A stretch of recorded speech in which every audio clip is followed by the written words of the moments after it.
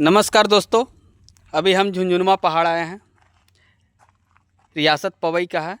आप यहाँ देखिएगा कि जो पत्थर है, देखिए बहुत सारा पत्थर है, सबका आवाज़ अलग अलग आता है, मगर इसका आवाज़ अलग आएगा। दिखाते हैं आप लोग को।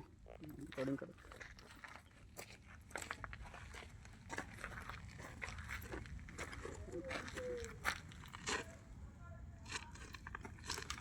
देखिए देखिए इसका आवाज़ देखिए, अब इसका आवाज़ देखिए, आपको बर्तन जैसा आवाज़ आएगा। और दूर से थोड़ा देखिए, कहीं भी ये ऐसा क्यों है